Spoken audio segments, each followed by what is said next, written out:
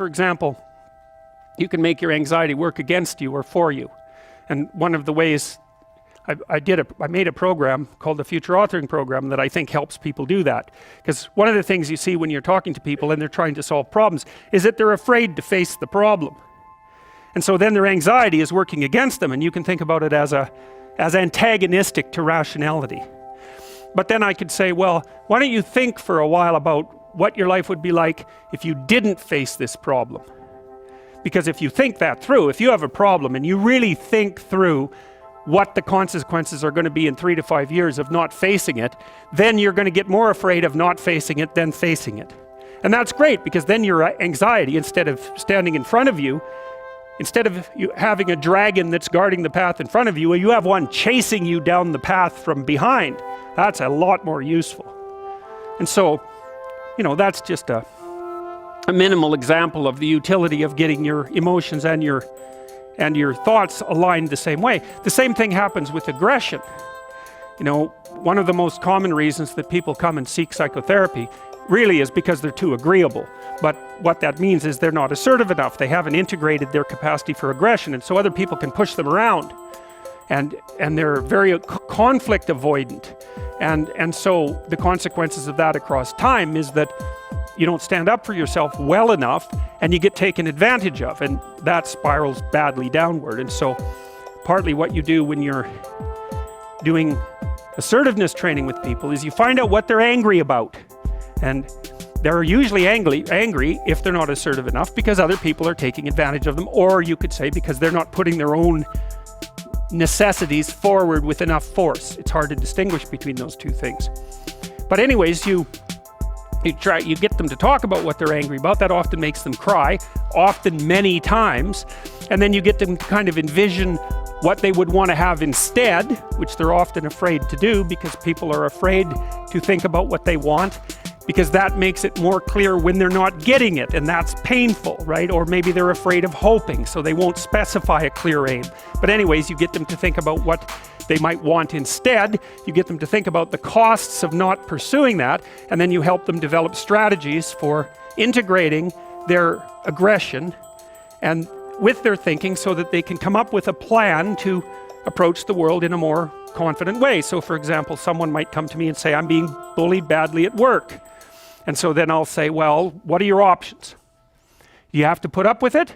Well, we'll figure that out, because maybe you do. Maybe you don't have options. But here's how to find out. Get your damn CV together so it's pristine, right? It's ready to go. Get over your fear of a new interview, because people are generally afraid of that. Get over your fear of applying for a new job. Start thinking about what it would mean to have a different job. Start thinking about what it would mean to have a better job even, because maybe your fear is just making you stuck here. But I can tell you one thing, if someone's picking on you at work and you don't have options, you lose. So you get the person to start building a strategy. It's like, okay, if you're going to tell this person to stop, you have to know how to make them stop. And the one thing you need for sure is an option. And if you don't have an option, then maybe we start thinking about the fact that you need some more training or something like that, because you cannot negotiate if you don't have any power. So, because especially if you're dealing with someone who's really out to get you or really disagreeable, if you don't have a leg to stand on, they'll just push you over, and maybe they'll jump on you too, because that's what they're like and they enjoy it anyways. So it's no joke. So you put your options behind you, and then you start to think about strategy. So I tell people, look, if you're being harassed at work, you document it every time it happens and you write it down. So you've got like 20 stories about it, and it's fully documented. And then you go confront the person at some point, but with at least 3 pieces of evidence. And you have some sense of what you tell them about what will happen if they don't stop. So you have to figure out, well, if they don't stop, what are you going to do about it? Leave? Not if you can't leave. So you have to be able to, wield a big stick and speak softly. But you see, that way that's how you take your aggression, which is an absolutely necessary part of your psyche, and manifest it up into a sophisticated means of dealing with the world. You don't just suppress it. You say, well, I should be able to put up with it, or I wish I wasn't so angry, or something. It's like, forget that. That's all that'll happen is your blood pressure will stay high and you'll die of a heart attack, because anger, for example, is a very toxic emotion. And it does cause heart damage over time. It's the only emotion that we really know that's been linked to things like cardiovascular risk. And anger is toxic because it's like you're driving a car, you're stepping on the gas and pushing on the brake at the same time, because anger tells you to run away and to attack at the same time, because you don't know what's going to happen. And so it really amps up the physiological demand on your body. And so if you including your heart and your musculature. So if you stay like that for like 10 years, you know, you're going to age 20 years. And that's a bad plan. So, you know, you take your underground emotions and you integrate them into a sophisticated reality. Now, Jung said, so first of all, you unite your mind, your thinking, let's say, with your emotions. So that makes one thing instead of two fighting things. Okay, that's a good one. And then the next conjunction he talked about was, it isn't enough to unite your mind and your emotions. And he thought about that as a male-female pairing symbolically. That's how it would manifest itself sometimes in dreams. So you take the masculine element and the feminine element, the thinking and the emotion, unite those, and that makes you more like one thing. Okay, and now all of a sudden that's represented as symbolically male, that one thing, and it unites with something else that's now represented symbolically feminine, female. That's the body. So you take the mind emotion integration and integrate that in your body. So what does that mean? You act it out instead of just thinking. So there's this philosophical idea called it's a contradiction in action. There's actually a technical term for it, but that's when you think and believe something, but you don't act it out.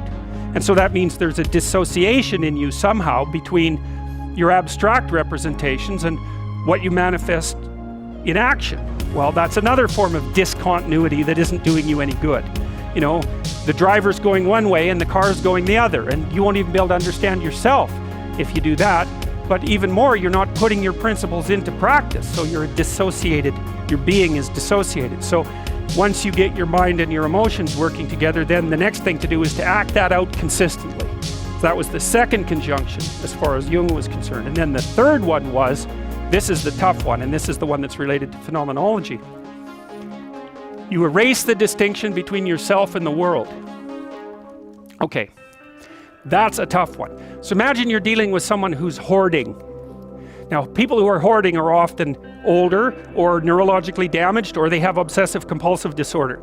But then you walk into their house and there's like 10,000 things in their house. There's maybe 100 boxes, and you open up a box, and in the box there's some pens and some old passports and some checks and their collection of silver dollars and some hypodermic needles and some dust and, you know, a dead mouse and there's boxes and boxes and boxes like that in the house. It's absolute chaos in there. Absolute chaos, not order, chaos. And then you think, is that their house or is that their being? Is that their mind? And the answer is, there's no difference. There's no difference. So, you know, I could say, well, if you want to organize your psyche, you could start by organizing your room. If that would be easier, because maybe you're a more concrete person and you need something concrete to do. So you go clean up under your bed and you make your bed and you organize the papers on your desk, and you think, well, just exactly what are you organizing? Are you organizing the objective world, or are you objecting your field, or are you organizing your field of being, like your field of total experience? And Jung believed that, and I think there's a Buddhist doctrine that's sort of nested in there, that at the highest level of psychological integration, there's no difference between you and what you experience. Now you think, well, I can't control everything I experience, but that's no objection, because you can't control yourself anyway. So the mere fact that you can't extend control over everything you experience is no argument against the idea that you should still treat that as an extension of yourself. So you could say, well, let's say you have a long-standing feud with your brother. Well, is that a psychological problem? Is that him? Is it a problem in the objective world, or is it a problem in your field of being? And it's very useful to think that way, because you might ask, what could you do to improve yourself? Well, let's step one step backwards. The first question might be, why should you even bother improving yourself? And I think the answer to that is something like, so you don't suffer any more stupidly than you have to. And maybe so others don't have to either. It's something like that. You know, like there's a real injunction at the bottom of it. It's not some casual self-help doctrine. It's that if you don't organize yourself properly, you'll pay for it, and in a big way, and so will the people around you. Now, and you could say, well, I don't care about that, but that's actually not true. You actually do care about that, because if you're in pain, you will care about it. And so you do care about it, even if it's just that negative way, you know. It's very rare that you can find someone who's in excruciating pain who would ever say, well, it would be no better if I was out of this. Sort of pain is one of those things that brings the idea that it would be better if it didn't exist along with it. It's incontrovertible. So you get your act together so that there isn't any more stupid pain around you than necessary. Well, so then the question might be, well, how would you go about getting your act together? And the answer to that, and this is a phenomenological idea too, it's something like, look around for something that bothers you and see if you can fix it.